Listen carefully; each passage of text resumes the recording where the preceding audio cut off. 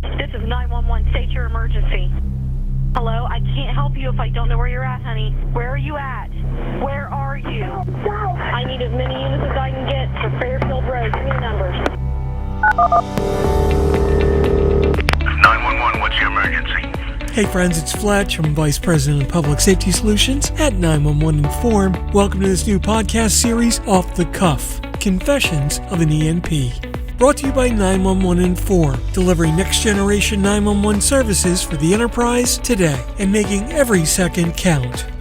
In this series, we're going to be talking to ENPs that have been on the job for years, as well as those brand new ENPs that have just passed the test. We'll dig in and have an in-depth conversation and find out what the ENP certification means to them. We'll talk about why they did it, what it means for their career, and what they did to pass the exam. Industry certifications are important to industry professionals, and the ENP certification is one that's admired by many in public safety.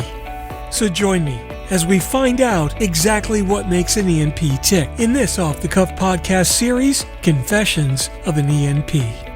Hey, it's Fletch. We're here in San Diego, California. Welcome to this episode of Off the Cuff, True Confessions of an ENP. I have the privilege of sitting down with a good friend of mine for a long time, Mr. Gary Bell, NENA Past President. Thanks very much for sitting with me. Good, Mark. Thanks for having me. Appreciate your not only your friendship, but also your leadership in this industry. I'm not paying you for this. I know, but you gotta say nice things so you can have another glass window in heaven. There you go. What a great conference, man. This is the Standards and Best Practices Conference. Brings together people in a little different way than in normal conferences. And I really enjoy it from the technical side and all the discussions. Yeah, it's a little more relaxed, a little bit more freedom, if you will, to have those conversations. And really, SBP is where you roll up your sleeves and start doing the work and understanding the work that's been done and how you're going to apply that back in the PSAP environment. Again, whether you're industry partner and providing the services and critical things that we need to do our work, or those PSAP managers or even telecommunicators and dispatchers. And I say even, not as a degradation, but knowing that everybody has a role and a place, and everybody has opportunity to provide what I would call necessary content and be a leader without title.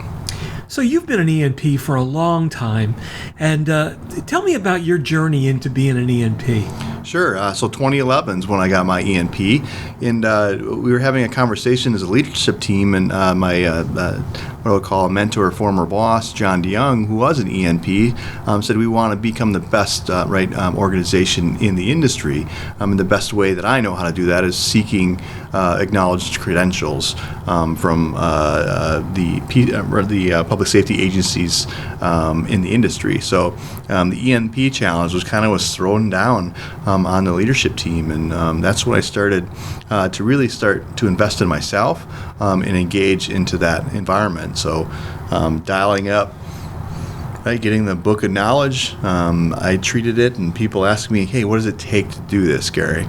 And I age myself when I say this, but I say consider this like a bowling league. For me, I bowled every Wednesday for a couple hours with some of my friends, and I went through that body of knowledge and content, reviewed the material, kept notes, and so I could refer back to that and exchange information with other people. And then if I wanted to become better, I'd spend a little bit more time, like a Saturday open bowling, because the end goal is to succeed and raise the average in bowling. So I wanted to succeed and raise that opportunity when I sat for that examination. So I spent a lot of time doing that. I spent a little bit of time watching some content, participating in mission-critical partners, what I would call meetings to assist with the content, because there was a lot of content in the technical environment that I wasn't exposed to and wasn't comfortable with. I didn't know how to call what was sent from a telephone and was received at the 911 center, So in all the paths that were there. And I still state that to my folks that are interested in taking that exam. I said, if you don't know how a call is routed from the time the person places it to the time the telecommunicator answers it, you're not going to pass this examination. Just simple as that. Right, and it's something, if you want to be a true industry professional, it's something you need to understand because you've got to troubleshoot on the spot. You've got to understand how the machine works if you're expected to operate the machine. Exactly. What happens when I'm isolated, when my central office is isolated and those calls can't be routed to me? How can I still serve that community? What are the methods to do so? Right? What is the path and the context where I need to notify folks? And what kind of notifications is that? So all those things help us as an organization, help individuals triage those problems that we feel in the PSAP itself. So just finishing out the journey, right? I'm a procrastinator. Believe that or not. I don't know about that. Right? So I needed to set my date. Right, so I signed up for my examination where I was going to sit for the exam and the test. So I was forced into spending that bowling time. I hear a lot of that. I hear that from a lot of different people. They've tried and they've missed the date, or they just knew that they're going to miss the date, so they set the date ahead of time. Right, and now they had something to shoot for. Yeah, I mean, put some money on the table or skin in the game or whatever analogy you want to. Right, that is your date, and if you're going to miss that date, there's a lot of work to extend that. It's a less work to do the study, review, and become competent in the information that you're consuming. And I say consuming information because you do not want to try to cram for this examination and just memorize. That's not going to work. That's not what ENP is about. ENP is about establishing the knowledge base of the material so you're able to assist in overcoming issues as they present themselves, as well as develop new ways and exciting things moving forward in the future. You know what, also, it's with the ENP program, because you have to recertify every 4 years, you don't have to necessarily retest every 4 years. There's a points program that if you collect the accreditations, you can submit that and go through and extend your ENP, but you have to stay active in the industry. Whether you're getting it through points or you're getting it through taking the test again, you're forced to stay current with the knowledge because that book of knowledge gets updated every single year with all of the new stuff. Right, and I think your point is well taken, is you can sit for the examination. I don't know, there's many people that do. I think you have in the past to stay current, or you can, again, you have to stay current based on the points accumulation system to get recertified in that 4-year time frame. So you're involved in those, engaged in those conversations about what's happening in the future and how this applies to us. So you're speaking the same vocabulary and vernacular as the rest of the folks that are going through and transitioning through those things. And as we look in the rearview mirror, you're able to assist others coming up in through that process as well in doing so. Well, that's part of the mentorship of the industry, right? That we try to promote. Latch onto somebody and help bring somebody through, or find somebody to help bring you through. That's an important thing. What about from a managerial side? From a certification, were you able to introduce ENP as a preferred or required or able to get and maintain in your job descriptions? Yeah, so postings. So we'll talk about recruitment. That's a preferred qualification, right? So you can achieve additional points in order to sit for interview for operations manager, deputy director, or supervisor. We also applied in Waukesha County, the paying gig that I live day to day, for supervisors to sit for that examination, right? In order to be in the exceeds expectations category. You have to sit and learn and have to research in order to get that credential or that ranking, as well as making it offering it to anybody in the agency who wants to lean forward and do the work. So we have a IT professional that came from the comm center. It's an ENP. I have a telecommunicator who sat for and was successful in receiving ENP certification, and there's others that are studying for it. So it's really about, in the leadership world, it's really about how do we develop the future leaders, and what's the best path that we can put them on in order for them to be successful in whatever endeavors they may have. Do you find that you have to bring this to your employees and say, hey, this is available? Or do you have people coming to you inquiring, hey, can I get my ENP? Will you support it? Yeah, so in the initial phases, before we had these conversations and created the culture of professional development and continuing learning, I needed to recruit, and establish, and that's why I addressed the leadership team and saying, they're going to follow you. Right, so they're going to do as you do as I do, and seek that out and that opportunity. So I think that's really keen for now. That culture is switched to, I'd like to get a packet, right, which is the book of knowledge and the test examination, so I can pursue and attain this credential. What do you think this has done for you? I mean, you've done very well in your career, obviously, but what do you think the ENP certification, where has that helped you through your career journey? Right, so 2011, 11 years ago, I got it. Operations manager, relatively new in an agency, and I attained the credential. Right, I'll tell you, I barely passed the exam. Right? But I passed it. I'm going to use that against you forever now, right? Yeah, of course, right? And I'm proud to say that I barely passed the exam, because there's a lot of things I came off of sitting for that exam that I needed to re-up and study a little bit harder and become focused on those areas of weakness. I needed to remove that, and they're not strengths, but they're not threats anymore either, right? So that's important. So now, fast forward to 2022, I'm coming off the NENA executive board, right? One of my lifelong goals that I wrote down in 2008. Well, how do you do that? Right? You have to achieve your ENP certification to become a board member, right? And then you start networking with those people that are like-minded and thought leaders. And that gives you opportunity for growth, professional development, not only career side, but also connection side and relationship side. And that's truly where the value has been. I could go on and say financially, it's been amazing. Right? I've double folded, right? Times two'd my salary based on pre-ENP to current status, right? And that's just through public service. So I think that if there's an inspiration or a moment or a light bulb that goes off for folks, it's not about the money, right? The money came with the knowledge base in the work effort, right? So in the growth mindset, that's how we create opportunity. One of the side effects of being an ENP, and you just brought it up, it's the connections that you get and meet with people, the opportunities for those connections.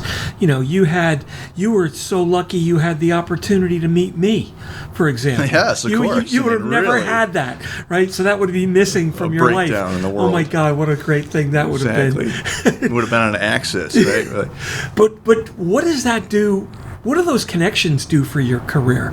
You and I are obviously good friends, and we haven't seen each other in years, but it's like, I don't know, I felt like I just saw you last week, right? Because we've got that common connection. Right. So we all know that, so I'll just give an example. I didn't come to this space alone. Right, I needed to meet very key people along the way to help me, and in order to do so, I need to be like-minded. So the ENP environment connects you to those people that are investing in themselves. So I'll use Jennifer White, our current NENA President's Invest platform.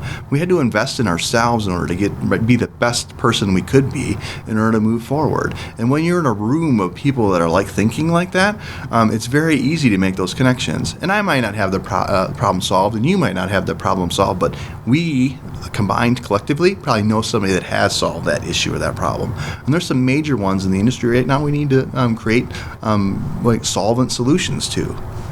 A lot of people look at all the industry certifications in all of the different industries, and they say, well, that's just an income revenue stream for the organization. The certification's a couple letters behind your last name. What do you think about that when you hear that? I think it's those people that don't have those certifications. That's what I think about it. Like the people that haven't put in the work can make that statement.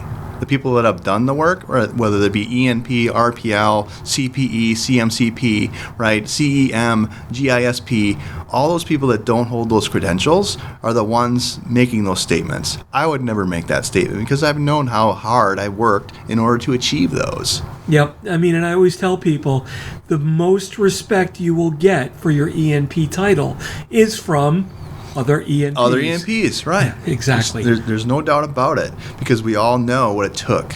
Even if you only had 105 on the test, right? It's still a passing score. Yep. Right? And I always appreciate saying that out loud, because I barely made it. 2 more questions wrong, I'm done. Wow. That's right. I'm resitting for the examination. You know what? I want to follow that path. Yeah. Well, you should. It's a bunny trail, but it's one of those that is important, right? So as people see me sometimes as in a certain light or a certain aura, I like to try to provide some humility to the space, right? I was just, and we mentioned this in the warm-up, I was just a farm kid, right, at a horse boarding stable growing up, right? Followed my father into the industry of 911 in public safety service. So if I can do it, anybody can do it, is really the message that I try to espouse to other people is don't think that you don't have the capability or capacity. And again, growth mindset, I'll keep saying it. You can do it, you just need to put in the work. There you go. You know, I ask this of everybody, Gary.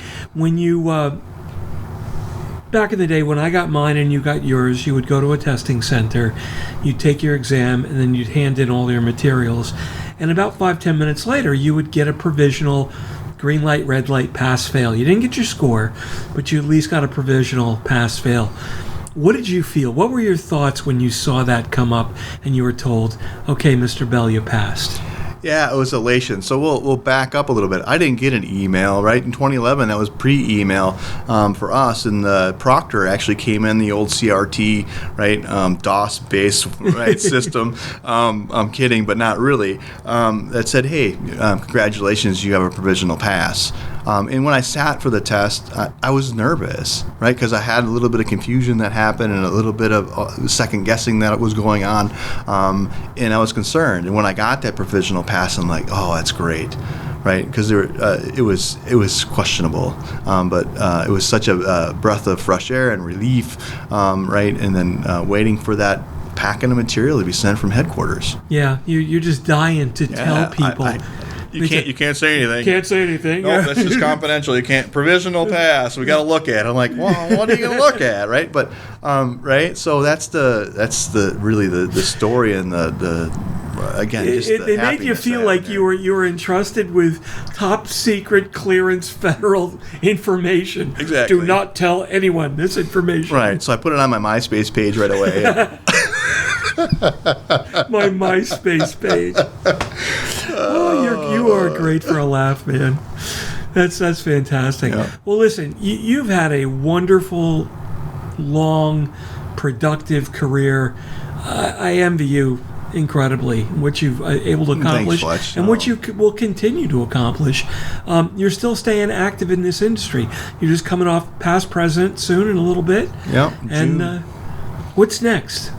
What's next is really being supportive of the industry. So again, leaders create new leaders, and making sure that they have that path. And when there's questions or comments or concerns, how to provide some answers and some insight based on my failures of the past. And I use failure probably wrong there, because I didn't give up. I didn't quit. I just kept going, right? So it was a challenge and a new experience, and right, and an opportunity to learn. So I think that's what's in it for me. Right, finish out really strong. See next generation now on into future generation 911, and see what life brings. A lot of work group stuff, you think? Certainly, there's opportunities to get back in now that you work can. group environment. Yeah, exactly. So it's always, when you're on the board, you have some limitations on what you can be involved in, what you shouldn't be, and that's understandable. But yeah, I'm looking any ops group, and right, technical, that's not my strength, but provide balance in an ANSI process. You need some technical in ops folks and all those things. So there's opportunity there. There's no set course or path, if that makes sense. No, that's great. You just kind of take in what comes to you and assess it and deal with it and produce the best value of whatever you need to do when it comes your way. I think that's great. Right. People, there'll be an ask, and there'll be a need. And right, I've always found what I'll call great value, great happiness in serving. So whatever the next service requirement is, I'm happy to participate and provide my sometimes mundane expertise. Well, my ask of you is that we continue to stay in touch over the years, and let's not make this the last podcast. No, we do. absolutely not. Right? It's really my pleasure, Mark, to stay engaged and involved. And you've really asked some critical questions in times of my development and career that have been helpful. Well, thanks very much. Thanks for sitting down. I mean, what last piece of advice would you give for somebody who's kind of muddling around? Should I sit for the exam? Do I need to sit for the exam? Am I going to be able to? What level of advice can you give to that new person that's making this critical career decision? Sure. I would ask you to consider why you're going to sit for the examination. What is your goal? And then write it down. And then make the determination. Right now you have this goal written down. You have decisions to make. Is preparing for and sitting for the ENP going to help you achieve that goal? Fantastic. Gary Bell, past president of NENA and an ENP, and a good friend of mine. Thanks very much for sitting down with me, Gary. Fletch, thank you. Well, that wraps up this episode of Off the Cuff, Confessions of an ENP. I'm Mark Fletcher, ENP, and I'm the Vice President of Public Safety Solutions at 911 Inform. Off the Cuff is sponsored by 911 Inform, delivering next-generation 911 solutions to the enterprise today and making every second count. Visit them on the web at 911inform.com. Remember, you can follow me on Twitter at Fletch911. Check out all my blogs and podcasts at Fletch.tv. And be sure to like and subscribe below. That way you'll be immediately notified whenever a new podcast is published. Thanks so much for listening. If you're in public safety, thanks for what you do. Take care and have a great day.